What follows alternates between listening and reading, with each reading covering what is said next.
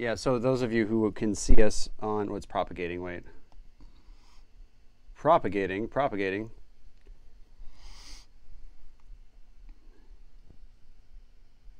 Are we on the right one? Yeah, I am. Come on, propagators. Okay. Now, before you leave the yard, you've got to find the proper gate. That's right. If you don't ventilate, you're going to suffocate. Those of you who are on Periscope, Twitch, or YouTube Live, you are seeing us. We cannot read your comments. We apologize for that. But we are starting early because, we are starting early with you because we don't have a production team to start the camera feed. So here I am. We would never have that. We would have that. We may in fact have that very soon. In fact, the production level is coming up. Hey, Sol Clemente, why don't you watch my freaking show instead of I'm just kidding. Texting me through Instagram Live. So, yeah, we're gonna go live here, and we're gonna go live here, and we're gonna sit on Papa's lap. Yeah, right. That's right. It does seem like the kids text through the apps more these days. They do. The kids. Listen. Good morning, everybody. Good day. I'm Paul Grundman. This is Spencer Hode, and this day to use. And this is we got David. Yes, this is Fuck the Bullshit. We gotta practice our intro. Yeah. I'm just fucking with you. Welcome to Fuck the Bullshit live with Spencer Hode, and I'm Paul Grundman, PGX. And our production values are always compromised a tad video quality because screen in the back. Yes, here. Yes, courtesy of I'm not sure where, but it is free right now. I may get sued someday for this, but if I do, Meditation HD on YouTube, so they got a free plug right there for them. What's up, everybody? You can see a bunch of people jumping in there. David Cooper. We want to fuck the we want to. Yes. What up, Safi? Safi's there too. Yeah, listen, guys, we actually, Hans and Franz, we're going to pump you up. Do you know that one? Oh, yeah. Well, we're just kind of waiting for a few of you to drop in, and like I said before, we've said it before, we're not going to out you if you're on Facebook unless you make comments and want to be known, because we know how everybody likes to creep on Facebook and not be seen. Before, when we've done that and we've said, yeah, hey, so-and-so's dropping in, they just gone in a second. Well, Nobody wants to be caught not working, okay? Let's face it. Like, if they get outed on Facebook and they're supposed to be working all of a sudden. Yeah, right. They're embarrassed. They can't have. Well, I think it's more about their personal realization that we can understand who's there, and they kind of. Yeah. But nevertheless, it's a two-way window here, people. We're very glad. Snaps of life. What's up, Edith? We're very glad that everybody can sit with us through most of the episodes or most of the live shows that we have, and we're going to prepare something that we've never done before this morning. It has to do with our intro music as well as some sort of ramp up. But we wanted to just kind of Malibu Sea style. Gee. Hey, baby. That's somebody I can't say who it is because they may want to remain anonymous. We won't out you. We won't out you. I mean, I don't know who it is, so. Did I see AGT? What's that? I don't know. It's probably America's Got Talent, I'm guessing, but I don't watch those kinds of shows. Sorry. Anyway, the thing is, better things to do? No, it's just I don't watch those shows. I stopped watching contest shows back when, if you scroll back, if you scroll back to our very first couple of episodes of FTBS, which may not have been with you, I did. I was the first one, I think. You were, but I chronicled when we were in that room one time. I chronicled my experience with. I must not have been at that. What the hell was that one that? Oh my God, American Idol. And American Idol may be different than a lot of the other ones, but there's a lot of similarities in the way that work is going. What's up there, Pyro baby. In Bronx. Yeah, there's a lot of similarities to the way that people actually get chosen to be on those shows and the way the producers kind of... Oh, yeah. Do you have a good story? I do have a good story. Do you have a hardship or adversity, well, everything's hardship. Adversity that you've overcome to be on the show? Well, no, yeah, oh, yeah. We'll do a little documentary about you. Yeah, no, it's a very, it's. They do this with Olympians too. They really goose the Olympics. Yes, they do. But I want to say this for all of you that what's up? I just want to say that the reason why Celeste, my wife, and I kind of, when we see these shows, we just kind of turn them off because we start to see them, and then not only do we, because we're also in the business, we'll also get nervous at times, like about certain singers that are doing stuff, and if they screw, you get really critical. It's like working. It's not even enjoyable anymore. But the thing is that often in the case where talent or certain things excel, they don't get chosen because of the gimmick factor or because of the ability to sort of sell more airtime with that particular person being that they choose to be the main attraction. And it's TV. It's not really a talent show. And AGT, I haven't really... It's got to make money for the network, I've seen it a couple times, but there seems like a lot of throwaway stuff for me. I'm like, I don't really need to waste my time with this, with all due respect. But also having a very new baby in the house, I basically get about... I was going to say, you don't have time for these shows. Well, no, here's what I get, everybody. I get about 9/10 of the day is Mickey Mouse Clubhouse. Okay? Yeah. Okay? Yeah. And we can get into that if you'd like also. And then I get about 1/10 of whatever show that we were catching up on from Netflix or HBO or Showtime, cable news, cable network. I'm seeing cable network, episodical stuff. So, you know, if you want to talk about the episode where Jungle Pete comes out and brings out the bongos, and they basically, or the one where they're looking for the golden boo boo, we can talk about that. I'm down with the Mickey Mouse Clubhouse.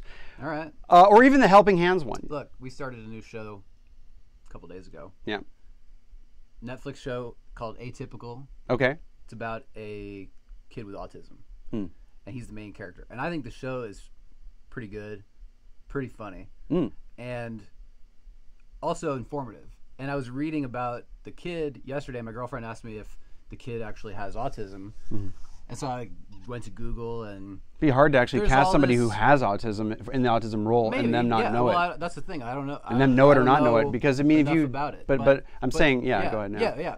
So there's a whole bunch of people who are really upset. Yeah, right. This is great. Listen, I'm trying to say I've watched the show. I've benefited from the show. Had a positive experience with the show. Probably found out some... You didn't even say what they're angry about, and I already know what it is. He does. I already know what it is because everybody's a colossal pussy now. Sorry. Do I have to do a forced apology for saying that? Yeah. I'm sorry. Here's what they're upset about. They're upset. One. Sorry, I just got really fucking. They're upset that the kid who's cast isn't autistic. Of course. Which didn't matter. Wait, what's acting though? Wait, what's acting? Yeah, it's not a documentary, right? Yeah, it's not a documentary. That's what I'm saying. If it were a documentary, get the fuck out of here, you people. That's fucking bullshit. I broke my fucking. You know what? Shit, that's my dad's fucking photo. And not only are people upset. I'm so pissed when people do this. What else are they doing with their lives? It's better than this. Okay, tell me. They're upset that the kid who's cast in the show is not truly autistic. Like he does. And there's people who might get mad at what I'm saying for saying he is autistic or has autism. I don't know what the politically correct dude. Way, the eggshells we've created for everybody. You have to just be like me, crazy. Then they don't bother you. If you're just crazy, then beyond this, if you act like a person reviewing the show who is autistic said, unfortunately, Netflix in their whatever crusade to represent accurately has sort of gone the other way. Fine. And he was even upset so much as to say, unfortunately, the main character is sort of a regular now in that he's a normie kind of whatever. A straight white male who... We can't have straight white males anymore, though. Just listen. Go on. It's a straight white male who is pretty much a socially functioning Asperger's patient. And he doesn't represent... I love this bullshit. Wait, is this person running for office of autism or something? They were just saying they were trying to go on to say they were trying to go on to say how underrepresented the show is. Well, you know what? I think maybe I've turned maybe I've turned the corner. You know, I had a whole petition about. Do you remember? Before I started to read about this guy at all, all I had was I like this show. And now, I like how I feel about the characters. And now I'm just like, I can't believe all these people are mad about stuff. You know, like I'm telling you, if you're the person reviewing this shit, I'm the person watching the show. Okay, I'm the end user.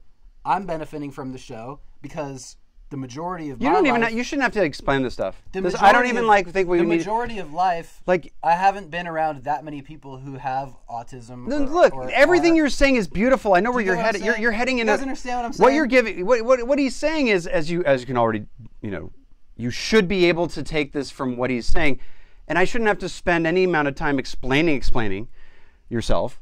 But what it is it's like, listen, everybody. It's like, look, when I have a petition that, Sons of Anarchy didn't have real motorcycle, gangs, that there wasn't real Hell's Angels. Exactly. I'm fucking pissed off. I'm outraged. They didn't actually really kill people in this other movie. Right.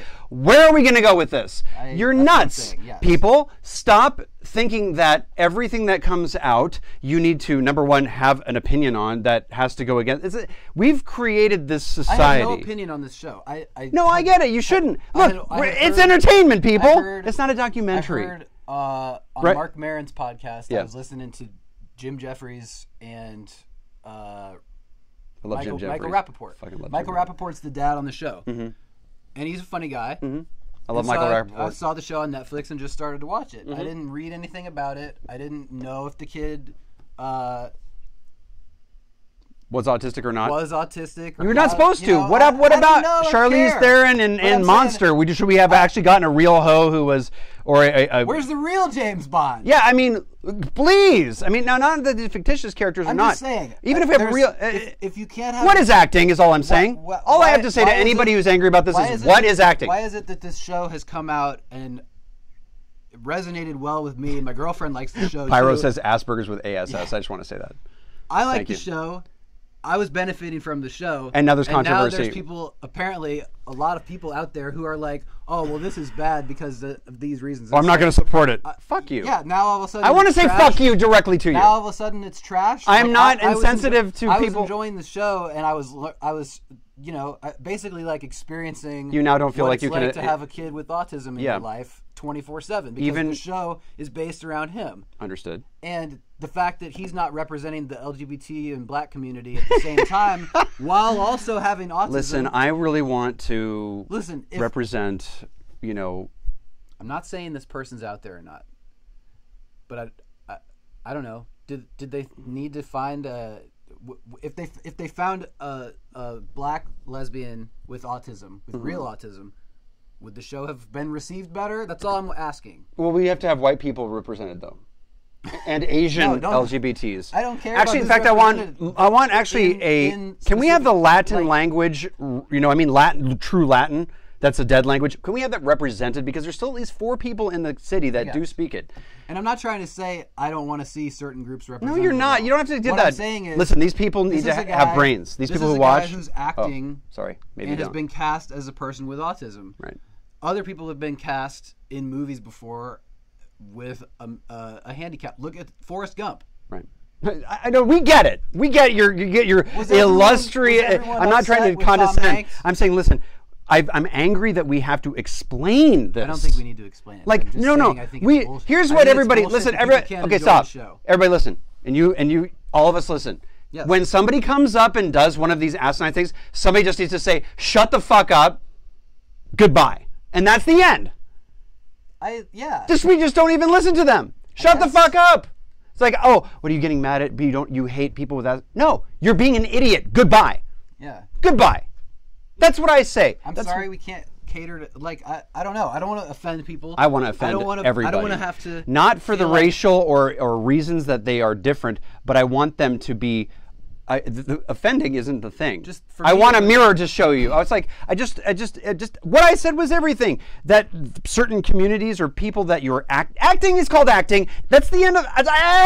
For me, I'm angry because it's not a documentary. Yeah. If it were a documentary and they were misrepresenting somebody, that's truth and advertising law kind of stuff. You know, you're not selling the right thing. If you have a documentary, it's pretend. I know it is. I'm saying if this were a documentary. Right. On a person with autism that had just sort of a broad spectrum Asperger kind of thing, which you could say I have, or not. I mean, depending on the day.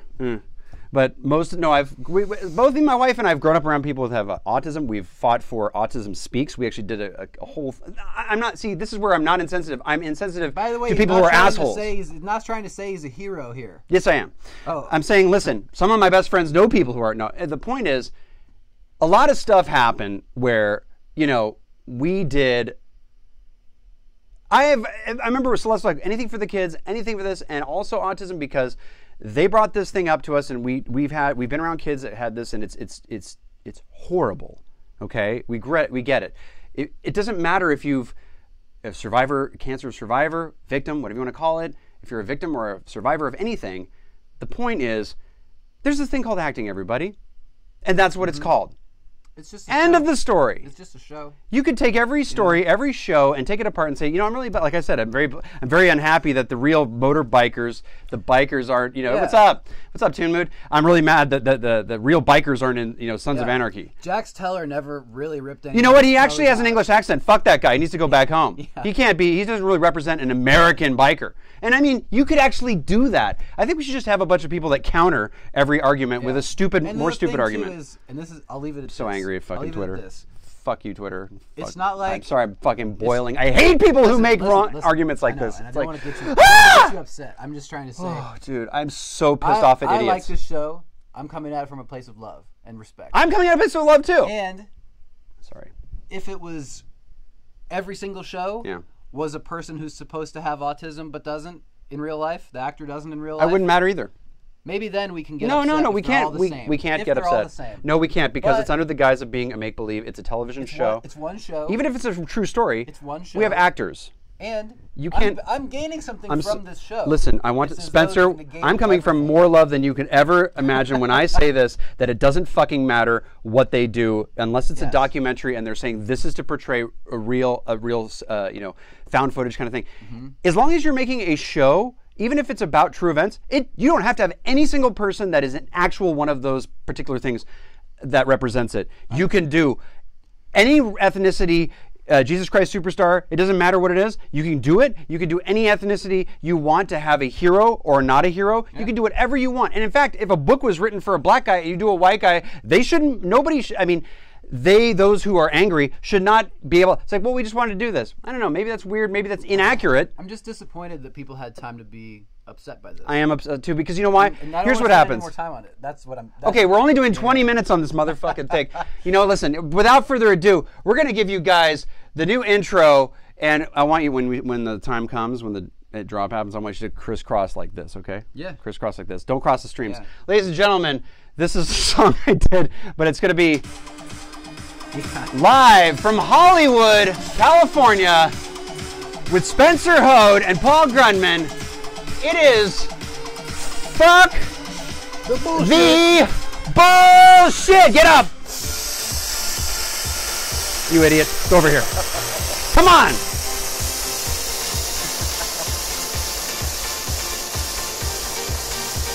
Woo! That's right. We got the CO2 guns.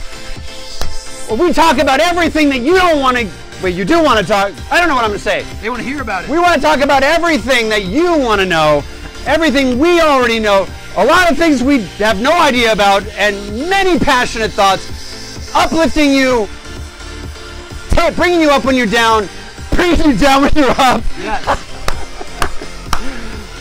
And I love each and every one of you from the bottom of my heart, and so does Spencer. Thank you for joining us today. This is our intro, and I hope you liked it. Patent pending. No animals were harmed in the making of this. No ethnicities or people with any sort of problems were... Anyway. Yes. And we're back. We hope you have been accurately represented. And we're back. Thank you for that. What's here? Only Gran Torino were those heroic Asian Americans killed that racist asshole. Okay, great. Thank you, David. We're done with that. But thank you for enjoying that little bit of. And if you're looking for a, we obviously didn't practice our. Not at all. And if you're looking for a great American television show, check out Atypical on Netflix. Thank you. They didn't pay for this. They didn't pay for that spot. How dare you? No. I'm just kidding. Things we love, we like to talk about. Now that I'm calmed down, because there's nothing that gets me. I love you too, Hal. Thank you for commenting on Facebook. Again, we don't out you on Facebook Live. We have about 85 people joining us on Instagram Live. We have some people on the other networks as well. And on Facebook Live, there are some of you, which we won't out unless you make comments. And thank you, Hal, for joining in. Now, we're not talking about that shit anymore. No. I love it. I love that we brought that up, because it's one of those things that anybody who talks to me, they're going to basically just take the phone and put it down for 20 minutes and then come back, and I'll still be going. It's a lot of fun, though. You all know it, too. I'm going to scroll back a little bit. Cliff loved that thing there. Thanks for joining in. A lot of people there. Wow, just wow. Pyro said Silence of the Lambs should have a real serial killer. Yeah, absolutely. Thank you. No, shut the... How dare you? How dare you? Listen. I'm saying that his point is correct. I don't even know what you're talking about anymore. What do we have this week, Listen, everybody, listen. We love you guys for showing up again, and everybody everywhere. Listen, we have keep coming back. Okay. We'll keep showing non-linear brains okay. and linear brains in music production or in the things that you do that are creative that make you money or make you happy. A lot of people, and I count myself as one of them, have non-linear methods of doing things. And it sounds like I'm calling myself a sanitation engineer when I'm just a fucking trash person, but it's not. It's not one of these things. I've been in therapy for a long time. Can't you tell? I would need it. Point is, a lot of my conversations have been about concepts, about things that have been roadblocks in my life. And a lot of you out there have also roadblocks that you don't know how to get over. And some of them are actually have to do with your own demons. And some of us think we have demons when they're not there. I think everybody has a little bit of that. So I would like to talk about this for just a short second, because I was taught in a recording studio how to do certain things, and you lay out your drums, you lay out this, you lay out that. Now those things, there's certain things you have to, sort of abide by if you want to keep consistency for yourself. Sure. And you agree to that. But there's a creative process. Call me after this, Hal. There's a creative process in which you are doing things, and you have to get into what would be called a flow state.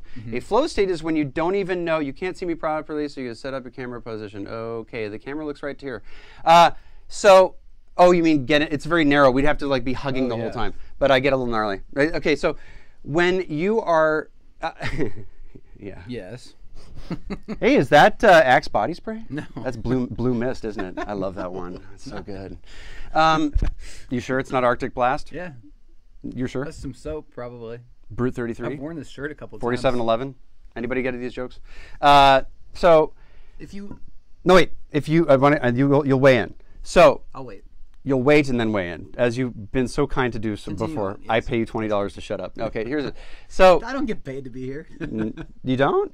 She doesn't give you. Okay, so the thing is, there's a lot of you will wrestle with this because, for instance, people are either making music or you're making a concept idea or you're trying to make your business plan even. There's a lot of things where the creative flow gets halted by you trying to tell yourself that's not the right way to do things. And I'm here to tell you that you should give in to those feelings when you're in those flow states, which is when you don't know how time passed.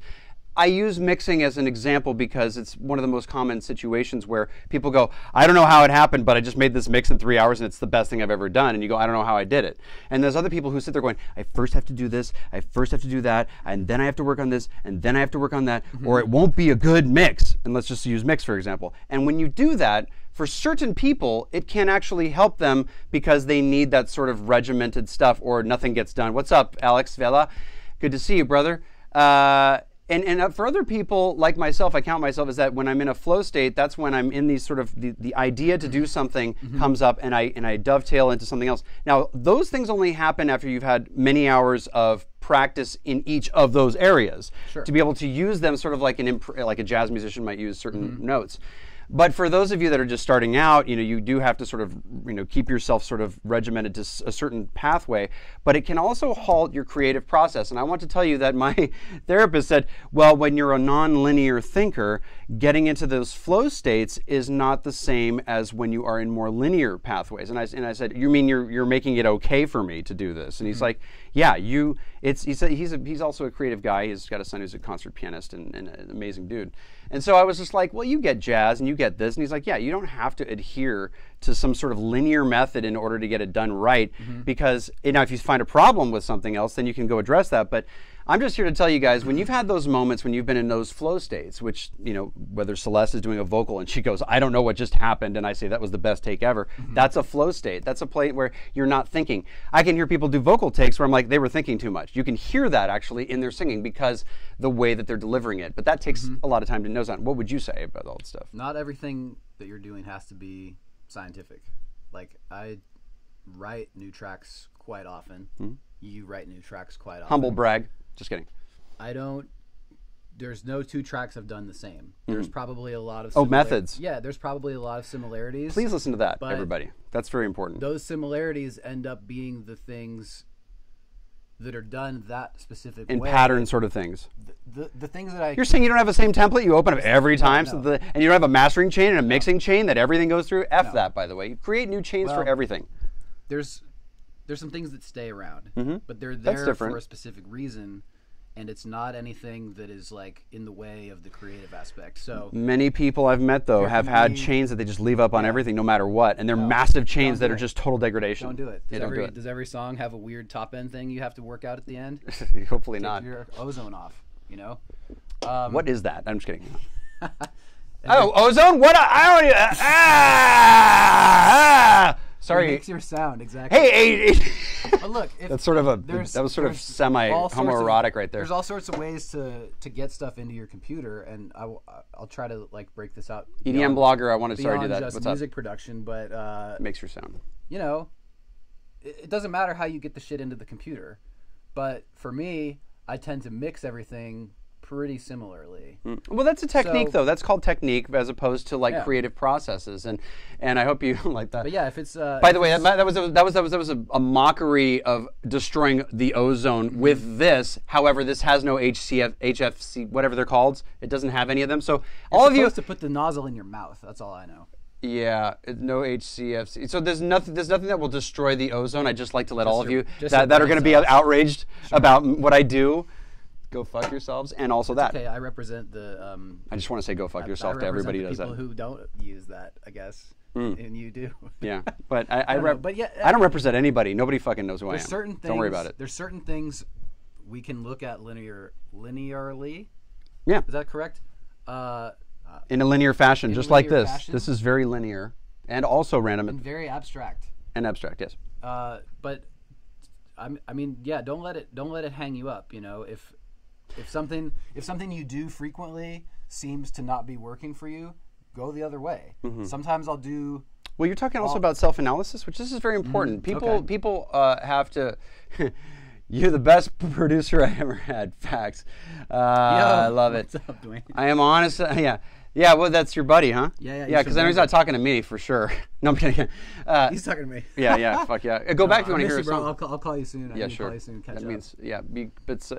means Things happen really quick over the summer. You know? What I did want to add to what you're saying is that when you're in these modes of Zen moments, and they happen to people whether right before they're striking a golf ball, catching a wave, those things where all your brainwaves, Hal knows what I'm talking about, brainwaves shut down, they stop moving, and then you're in this Zen place. We've talked about this before, getting into your happy place. How do we go to the well? How do we replace, I'm in a writer's block or whatever the word is. I can't come up with anything. Loving the background. Thank you very much, EDM blogger. And we're getting cosmic today again. Last week we had a flying Pegasus kind of unicorn thing. Yeah. And the unicorn thing is important. We have to get to our happy place. And this is a little bit oversaturated. Let me get it closer. Maybe it'll work better with this thing. But I do want to say that it is one of the main things we do talk about on the show constantly is motivation. We're big into motivation. I'm big into like getting into those places that get you to where you want to go, and also encouraging you to follow not just your dreams, but I mean manipulating, I just say this, changing the way that your dreams might manifest, not being so narrow to your own thoughts of what your dreams are, and let a little bit of playing to your strengths is extremely important. Just add Molly, can help. Straight up. Not me. But let me say, that's why you tune in. Alex, we gotta chat, bro. We gotta talk. We gotta get together. We gotta have you on the show and have you like sit between us, like on our, Yeah. But we sit on our knees, bro. Yeah, there is a payment. There is a Me Too kind of thing. And I just want to fuck with it. I just want to see how he goes. Ayo. So listen, everybody. Music is one of last week. Yeah. Somebody said, "I wish I had your energy," to me, and it was somebody on Facebook. Now, I want you guys to know something. Thank you for laughing. We love the laughter. We do see it. I want you guys to know something. I have this wonderful time with you on the air every week with you, and I truly cherish it. It's really fun for me because I get to kind of tell on myself a little bit too and have fun. Yeah.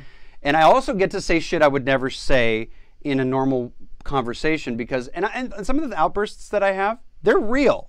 I mean, they're not just a character thing. They're a little bit of fun. I am playing it up a little bit, but those of you that know me, I like to sometimes sensationalize my delivery, and it's sort of for a comedic reason. Now, that being said, there is no week that goes by where I don't have downtime, where I feel a little shitty. And I want everybody to know that, you know, it's not that I have a bipolar situation. I mean, that would be different.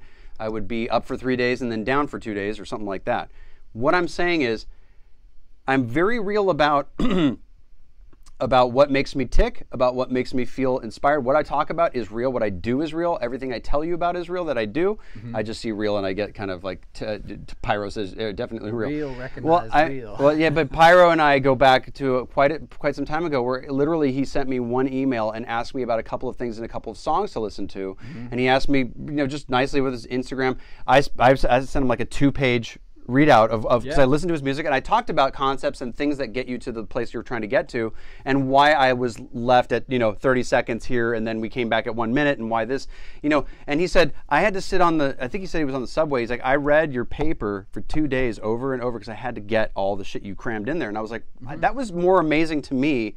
It made me feel amazing because I was like, well, first of all, I'm not just that nuts. Secondly, a lot of what I do say when people do reach out to me, I want you guys to know, even though I have all this history of listening to certain levels of quality and sound, and I don't want you guys to think that like I'm this kind of snob that doesn't know how to, you know, hear things through things. You could send me, you could send somebody something on a freaking, you know, an iPhone message and sing me a melody. I won't go, well, it wasn't recorded well. I just, you know, I hear where the authenticity is. And what we're trying to get to, he's giving a little heart there. What we're trying to get to there, Jabba, what's up, buddy? What we're trying to get to here is how can we help people be authentic and in the end not worry about how many likes, how many people like them, or how many people, but stick to their own sound. Alex and I talked about this briefly. We did it on Instagram. It's a very short medium. We can't talk with a lot of words. I always tell people after about 3 or 4 messages, hey, why don't we chat? Because he was like, you know, I think it was Alex. He said that there was something about your music, and you said after seeing one of the shows, you knew that you were finding some sort of voice within yourself. And I was extremely happy that, I was extremely happy to read this because let me tell you guys something. There's nothing that hurts a creative soul more than the accidental, listen to me carefully, the accidental squelching of your creativity. Now, how does that happen? You get in your own way. You read somebody's comments the wrong way. You give them too much value. You listen to your fucking friends and family. Don't fucking listen to them. And I mean this with all due respect. If it's something that goes against what your gut tells you need to do, you'll see people like Gary Vee saying things like this. Listen, you can love your family, but if you're going to live for them, and it's going to be disappointing to you in your heart, man, that resentment is going to go sky high. You need to really grab onto that. Now, if you're like, you live on your parents' household, if you're that young and you have this sort of thing, but if they're never going to give it up and they're never going to get that affirmation, you think that you're doing everything just to get that affirmation, believe me, even I, on a certain level, have that certain fire driving under me, that I want that affirmation from family. But if that's the only thing that's driving you, even though you can use it as fuel for the fire, but if that's the core value of where you're headed, I'm telling you, you're heading into a brick wall. You're heading into a place where you're going to be so depressed one day because you're going to finally make that $1 million, you're going to make that hit song, you're going to do whatever it is you're trying to do, release a brand that does this, whether your mom wanted you to go to college and you didn't, you're going to make all this money, but they're going to still do this like, but you never went to college. They're going to give you that shit that's a fucking knife that goes right into your ribs and twists and hurts. They'll always be mom to you, you know. And listen, your babies... You'll always be their kid. It's true, and you got to allow that to happen. By the way, your parents, they actually miss you being kids. And I can say that even though my girl's young, you fucked everything up, one of the things I would say to Celeste was like, yeah, but between 13 and 25, they're going to hate you guts. You know that, right? And I joke about it because, a lot of us guys have done that where we sort of leave the family because we know everything at 13 and then we come back around 25 and we realize we don't. Yeah. And that's my goal in life is to kind of make that trust available for her and to be able to come to me, to talk to me about stuff, and also to be able to teach her through showing other people. I'm reading what you're saying, Hal. Teaching through example. When you don't know something, go to somebody who does, and that's a source of empowerment. I have a bubble there.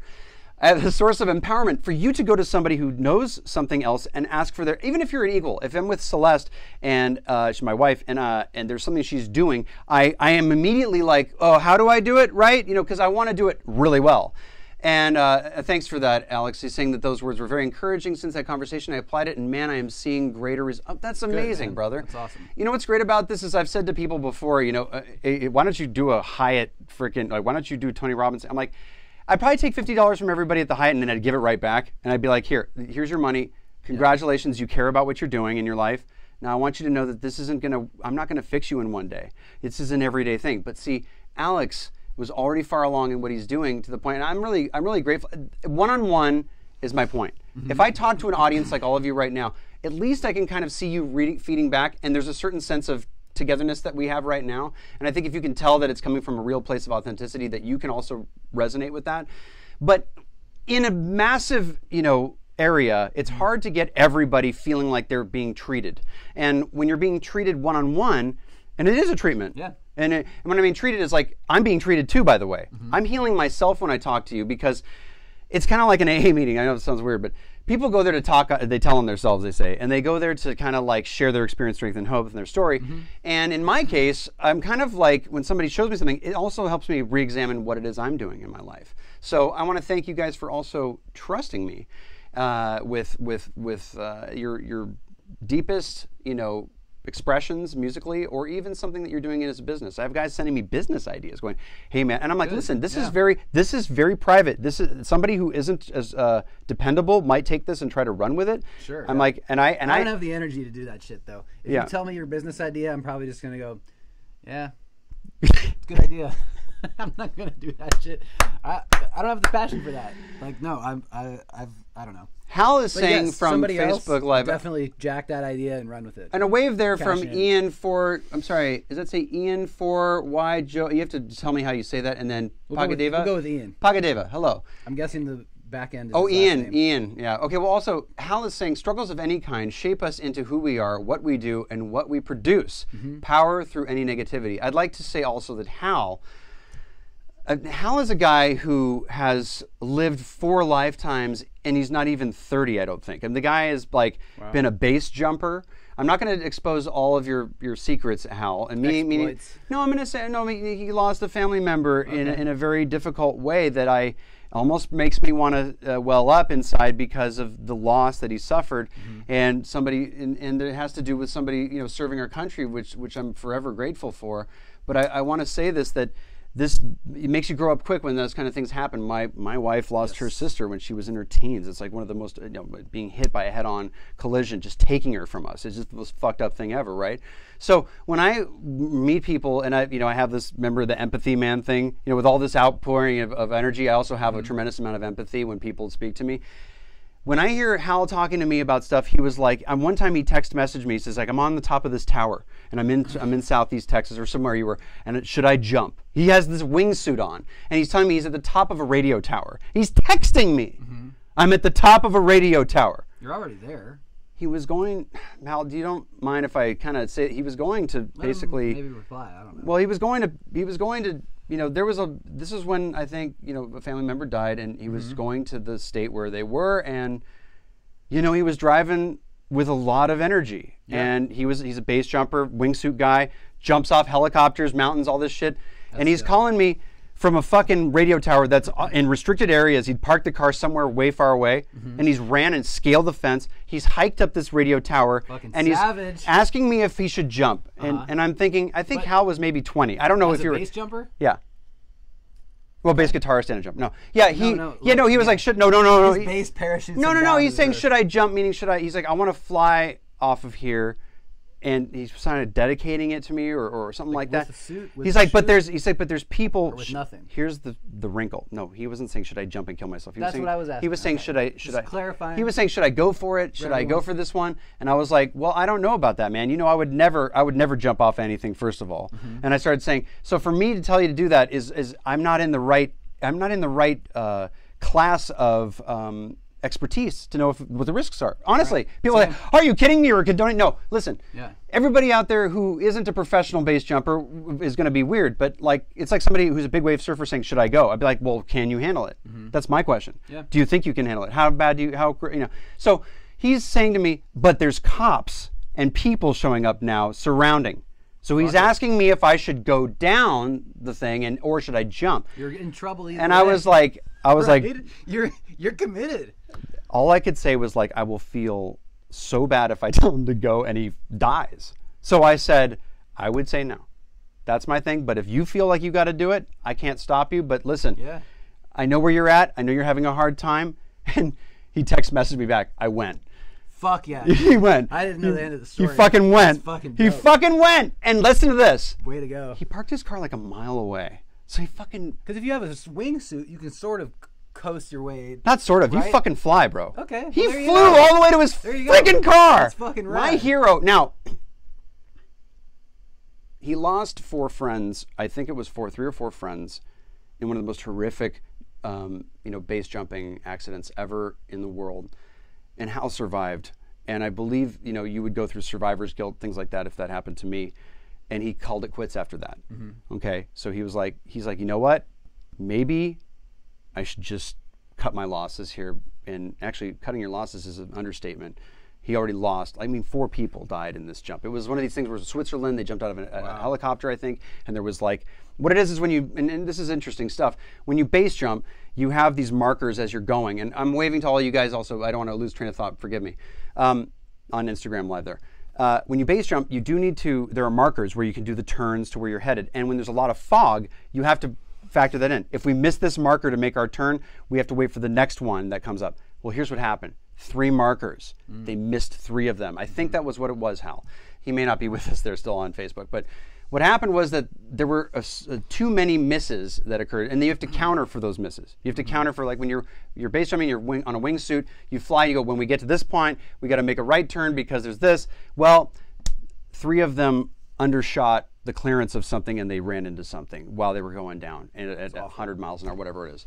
So the guy, Hal, then, lived through moving to another part in the country and being in professional wake surfing, wakeboarding. Yeah. He went from I'm saying he's still in his 20s, ladies and gentlemen. So if you want some inspiration, right there. And also for those of you who are above 25 or in my age group and you think you can't start something, I have news for you. Here's when you can't start something, when you don't do it.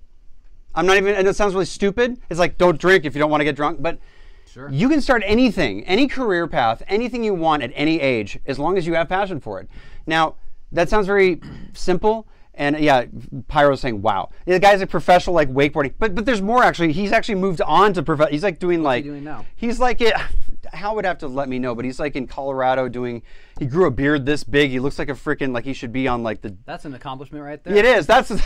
He's a fly fishing master now. He'd have to chime in and tell me what he's doing now, but he's always been an extreme sports fan, but he also found the thing. Yeah, Alex, this guy's true. Yeah, so anytime that you want to start your business or you want to start something that is your passion, you can do it. My friend Cliff, who's also on this feed on Instagram Live, I want to say this because he was talking about being at a trance show in Holland recently. And some troll was like, hey man, you haven't made any music since whatever, what's up? And he was like, I've been doing some ghost producing and maybe done some tracks you might have heard of and working for another artist. And he goes, oh, never ghost produced, never. And I was just I wanted to fucking put my fucking elbow. Up. Yes. Cliff. Talk. And Martin Vorwerk go do some of my favorite shit that's out there in this world, okay? Martin Vorwerk, if you don't know who he is, since Cliff's in the room, maybe you can just pop on and tell people who you... Yeah, the guy who just shot the happy face. Go peep his shit. Yeah. Well, look up Cliff Cohenrod on YouTube and go watch him playing live. Yeah, go watch him live in Kiev in late 2008-ish, and he's playing shit that was so ahead of its time, it'll blow your mind. Martin Vorwerk is one of my favorite dudes because he doesn't want to DJ at all, as far as I know. But he gets to make music and make some money from it. But he makes the fattest shit, and people pay him insane amounts of money just so that he can sit in the studio and essentially think about this, everybody. Essentially shame people out of producing electronic music. I'm sorry, I want to correct something. In 2008, Cliff had in 2008 Cliff had a hit that was, I say hit because it was played by Tiesto. It was a theme for Sensation. Okay. It's one of the biggest trance festivals in Holland. And actually, I think Edith Martin makes EDM hits. Yeah, what was his? Basically, his whole philosophy is I want to go to the studio every day and make electronic music. That's it. And I want to go to the beach. And I think he lives in... That's what I want to do. Wait, I do that. Wherever Natalie Holloway... I don't make as much money as him, though. Disappeared. Aruba. He lives down in Aruba, which is a huge dance scene. And that's so rad. Who are you to tell him not to do that? Well, this guy who said that... All I wanted to say was, Cliff fucking Yeah, is a fucking father. Yeah. Has 2 kids, has a woman at home, and you're telling him that he should just basically like kick them to the curb and not support them. Is that what you're trying to tell me? Yeah. And even though they both bring in income, God bless them both. Edith is awesome as well. But I'm saying, and the funniest story that I love about that is that when Edith was like in, I think it's some southern, I would say Latin country before they were dating. Like, I know the story, Edith, and forget. Hey, Isisaki. I think Edith was like, oh yeah, I'm from Holland, and they were like, oh, you mean like Tiesto? And Cliff had told her, I'm a DJ. She's like, yeah, whatever, you're a DJ. And this guy was like, oh, you mean like Tiesto, Armin van Buuren, Cliff Conrad? She's like, huh? Wait, what's that third person? And the guy said Cliff Conrad, because Cliff used to be pretty fucking big in 2008, 2010. And he just got home. Well, it's nice to have you, buddy. You should scroll back. Some shit went down. Some serious shit went down today that you do not want to miss. I mean, seriously. It's all fun. But he's right. But so she said, so think about this. You meet a girl, right? Yeah. Your first date. Oh, well, I got to go away to Mexico or somewhere now. And what do you do? I'm a DJ. Oh, yeah, another fucking DJ. I was like, well, I'll see you when you get back, maybe. Yeah, maybe. She goes down south to wherever. She says, yeah, I'm from Holland. And the guy goes, oh, you mean like these 3 people? Names 3 people, and one of them are Cliff Conrad. His name. And I'm like, you couldn't have timed that better. There you go. Right? So one of the greatest stories that I love about Cliff Conrad, and I always say, go look him up on YouTube. You'll see his comedy. You'll see why I can't get enough of this guy, why he's family. Yeah. And God bless him. We're making music together as well. He's going to be here, I think, in maybe early November, late October. We're going to be working on some tracks and actually kind of reinventing a little bit of the Cliff Conrad scene. We're thinking of doing he's thinking of doing CNRD for his last name, kind of abbreviated in 4 letters. What do you people think about that, Charlie? People think it's just CNRD. What do you guys think about that? Just that CNRD. Looks too cool to be cool. I mean, I think it's still true to his name. He was like, maybe I should do this name this, and I'm like, it's a little, it's not really you. And you know, Cliff Conrad is a long name. I like the long name stuff. I don't mind in trance music or even crossover stuff. Long names are great. I have an alias I've wanted to launch that I'm afraid to launch because of all the work it'll take to do it, called August Lawrence, and it's because my name is that, my middle name, and my grandfather's name. But anyway, the point I'm trying to make is I have no idea. Continue. The point you're trying to make is this guy's telling him how to live his life.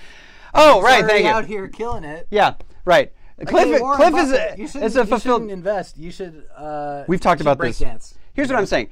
Everybody out there who's angry that people are misrepresenting themselves because they have a ghost producer should calm down. There are douchebags that we can all talk shit to, yes. I don't like it when people go, I'm busy in the studio here, and they're not doing anything. I don't like that stuff. That's misrepresentation. But if you don't misrepresent, and you do have some ghost producers, guess what, everybody? Katy Perry has a committee of writers. Most people have a lot of other writers that are, if you care to look at the credits, you might see Cliff's name in a lot of places that you would call him a ghost producer. But in any case, a lot of my favorite. Alex is leaving our show to watch Cliff. Hey, this is not what we were looking for. We were looking after. God damn it! You know what? Listen. Okay. A lot of my favorite producers have worked on albums in ways that aren't production. Right. Well, one of my favorite producers has keyboard credits on Chili Peppers records. That's huge. Yeah. And he's not like producing Californication or anything, but he's playing keys all over it. And that's sick. Well, this guy is saying, don't ghost produce ever because, like, do your own stuff. It's like, he doesn't, it's like, how about you're probably 19 years old and you've never had, like, a woman in the house or kids or have to put money, consistent money under to live. Yeah. So when all of you guys have that sort of thing, not sure what to do, Charlie. Charlie's saying, I like the CNRD thing.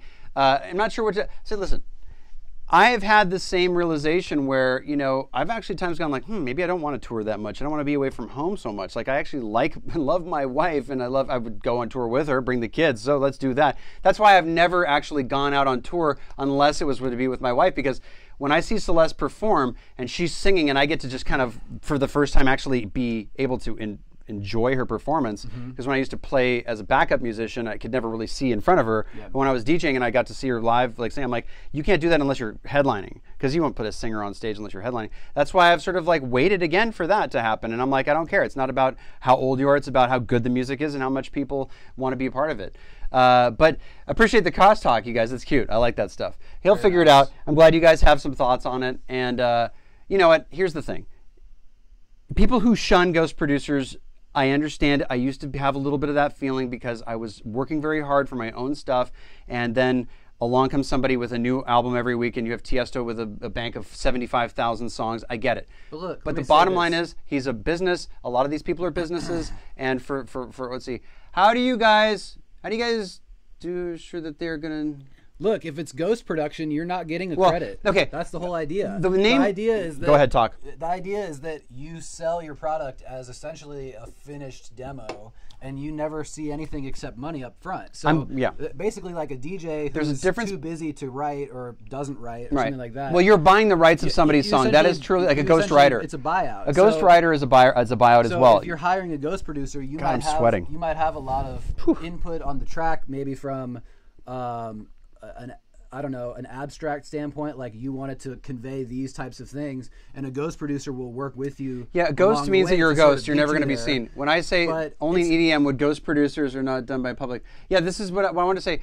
There's a difference between working for an employer who is a DJ producer, or even a producer who has other producers in his corral, much like Cliff does. Cliff is one of these salaried employee. I would say salaried or he's paid. I don't want to say what he does, but Cliff works for a very waving to you guys too there. Hey, thanks for joining. Thank you for the wave. Cliff is in the employ of a very well-known whatever guy, and if you were to look at the songs that this guy releases, you'll find his name in the credits. They're there. That's not a ghost production. That's being in the employ of a producer. That is now, if Icy Zaki that's not really ghost producing. No, it's not. No. He said also he did some ghost production for this stuff where he did do that. But for people like, in my experience, I'm just going to say that it rhymes with a town in Southern California like La Puente. I'm just going to say that. Sure. Go on. Oh yeah. Cliff that track with Leon Boiler. Dude. Yeah, Leon Boiler track, dude. But go watch the live in Kiev. Typically, if you're like writing music. Yeah.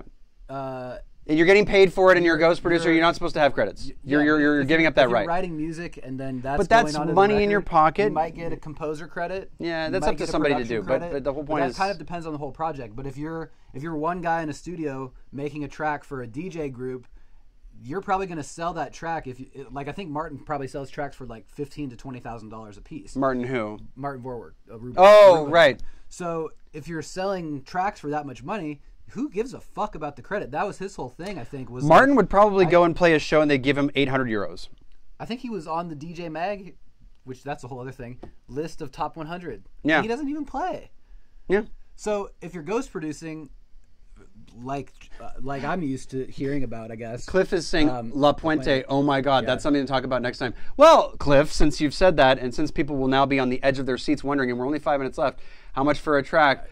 20K. Yeah, well, not from Cliff. Hey, easy. Hey. Cliff is busy. It's 20 grand, and I need my broker fee. Okay. Cliff is busy right now. Cliff has actually employed me to do his dirty work when he can't do it. Yeah. Whoops. Yeah. No. See, here's the thing, everybody. Collaborating with people. I was making some money doing this as well, and I was like, you know what? I'm not going to change my life with this money. What's going to change my life is just doing stuff with people now. So that's why we're done. 20 grand, fucking. But look, if you're good at that shit, Cliff would leave tomorrow and take vacation days for 20 grand. I would too. If you're good at ghost producing and you're getting paid for it, like why are you stopping? You're making money in the music business. What people don't like are other people misrepresenting whether or not they've done it or not, and that's all it's about. But if you're going to tell somebody to stop ghost producing, you shouldn't be doing that. You should go to the artist that's having a ghost producer and say, why are you ghost producing, and saying you're doing it. That's the person you should be mad at. Mad at the game hater, and if player. If it's veiled jealousy, go talk to the ghost producers. Or your therapist. Or whoever, yeah. A therapist. But I feel like go to your fucking therapist. If you're a DJ who's trying to produce and you're getting upset that other DJs are using ghost producers, that is an uphill battle for you until the end of time. I just got to say tough shit. Yeah, you think other people aren't having songs written for them and oh my God, all the time. Listen to country music. Every song is the goddamn same. I mean, sorry, I like country music. ? No, I do. I do actually like every major. But I know the band. They have a wrecking crew basically in Nashville that basically plays on about 60% of the songs. Every popular artist has a whole team of people that are trying to push shit to them. And that's what sucks. Cuts on albums. When you feel like an individual fighting in the uphill battle. But don't shame someone for or don't think that you can. For finding a way to make money in this industry. Like, this is a very difficult industry to make consistent money in. I agree. So who gives a fuck? Which is like, why. Go talk to Cliff. And wait, I want to say about something to everybody. It took me in whatever it was, the 90s or even early 2000s. There was a time when we thought it was selling out to have your music in a TV show and it wasn't released by you, or it was like I think when Carlos Santana had his Black Magic Woman. Was the very first time a major track was used with Miller Genuine Draft. Everybody's like, you fucking sell out, fuck you. Like, they were angry. Everybody was pissed off at Carlos Santana, who's a famous guitar player. And I was like, dude, I felt like, well, he made money though, and people get to hear his track. I'm thinking he's gaming the system in my mind. Cliff's making a good point. He says, I understand it in some way though, because I could be working in a factory. We have to read this exact. Okay. I understand it in some way though, because this was going to be recorded and played back without visual. I understand it in some way, though, because fans, quote unquote, are missing music from the original artist, thinking they stopped producing. But we all need to survive. I could be doing some work in a factory. What I said to people, listen, he was lucky enough to get this opportunity. What I say to people is like, would you rather, amen, would you rather, says the woman of the house, would you rather Cliff got in his fucking Ford Transit and carried around cell phones all around Netherlands all day long instead of making music? That's what he did at one point. Sorry, Cliff. Look, I say F like that. Okay. It's my Asperger's. I've done this thing, facts. And the thing is, he did do this, people. And I said, Cliff, will you please tell people that I was sort of a part, well, I wasn't a part. You know what? Here's what I tell everybody. Everybody makes their own choices and should be responsible and therefore give themselves credit for making choices. I would like to tell Cliff and everybody, I say, you know I was there telling you, Cliff, get the fuck out of that job. You deserve to be making music. Did I not say that to you every time we talked? I would hear the downside in his voice. I would hear how sad he was. And I was like, get the fuck out of that job. Cliff Conrad is too talented to be driving a goddamn truck. You get your fucking ass out of there and you get yourself making music any way you can. Your friend and our friend Thomas Hagenbeek got himself employed at Spinnin' Records being a staff writer. You can't let him do that. Get back in there. And I did my freaking Tony Robbins of rock thing. I said, boom. Of EDM. Whew, I'm fucking tired from that. Let's read this. In the EDM is funny. Number 2 major DJs produce here in Brazil. It's so ghost. I'm not angry. I just feel like unfair to the scene. But yeah, no, here's the deal. It's not a scene of people who make their own music anymore. There's some people who want to be rock stars and some people want to be fashion models. For these other people who are fashion models that don't make their own music, you can listen to their music in every frickin', here we go. He saw me going off. Hell fucking yeah. When everybody else out there that goes nuts and after these people, here's how you know. If an artist puts out a song and every one of them sounds totally different, you know they're using somebody else. And if they sound the same, what? Here's the thing. Audience rips. I was speaking about this at the very, very beginning of the show. You get credit. It doesn't need to be negative. No. We don't need to look at this ghost producing thing as a negative. No. It's just a thing that exists. Yeah. It will always be there. There will always be people making music for other people to release. Karma will separate the chaff from the wheat. Believe it or not, some people get signed to a major record deal based off of their looks and popularity. So the system's always going to be fucked. There's no hard rules. It's not like it's the NBA. Yeah. And go ahead. Why can't we have the room for the comments that are like positive about how good these ghost producers are? Well, it's not that. That's just like the artist or not. I get that the artist approved it. Well, no, when a DJ has time to do nothing but like promote and play shows and stuff. When you're at home, you know, making your tracks and trying to do all that stuff. It's a brand that you're it's a brand that you're supporting. But the idea that every single person who's an artist makes everything that they put out is sort of something that is not necessarily true, and it hurts to feel that could be true to those of us who make music for ourselves. I get that. Yeah. But we have to realize it's part of the standard is not by any means that you see one man on stage pressing. It's don't want to offend. It's more than pressing buttons. But you see one guy on stage DJing, it's not as though that guy is solely responsible for his entire setup. Right. I mean, even a tour has a crew. Like if you're an EDM DJ, you probably still have a lighting guy, a video guy, a front of house guy, a monitor guy, and probably like a stage and production. Well, we get that there is always, please start a religion. I'll fucking follow you. Love your enthusiasm and encouragement with people. You did it with me personally. You rock. Charlie's saying that I did it with him. Yes. God bless you, dude. Like, I'm just telling everybody, you know who you are. Anybody who's talked to me before, I fucking, no cults. I am not. Isn't it the same thing, though? Pyro says start a cult. Listen, I can't, here's the requirements for a cult. You have to have some facial hair that's really long. You have to play acoustic guitar with your shoes off and have to want to bang everybody. And part of the religion is that you have to want to bang all these underage people, and I'm not into that kind of stuff. So you're talking about Catholic Church, right? Easy. Oh, I do want to offend people. I don't want to offend people. What? I grew up Catholic, so you can't get mad at me for saying these things. Oh, I can't? No. I flipped the... He said start a religion. Everybody, we got to go. We're going to play this outro. He said, we want to thank... start a religion. Listen, we got 1 minute and a half. I said they're the same thing. We got a minute going down here. So, ladies and gentlemen, we want to thank all of you for joining us this week on FTBS Crisscross.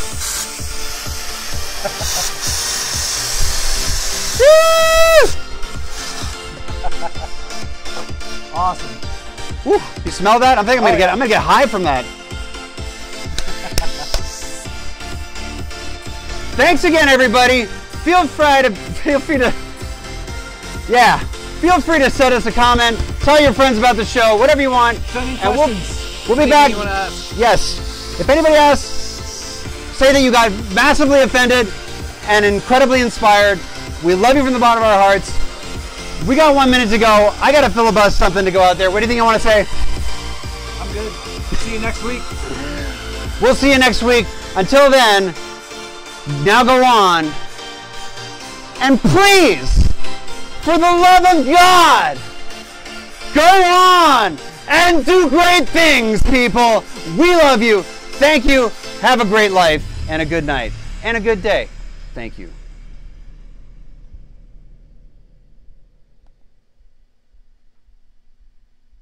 Let's see if it saves here. We're going to shut that down. And thank you everybody else on Periscope and all of the other lovely Twitch and whatnot. If you did get any of that. If you didn't, then that's great. And never take any segment of this and cut it out and use it to offend anybody, because never edit us down. because we love you. You know what? And if you have a problem with anything we said, you can write us directly, and we'll be happy to tell you to fuck off. You can come on the show. I mean, we'll be happy to talk to you. Love you.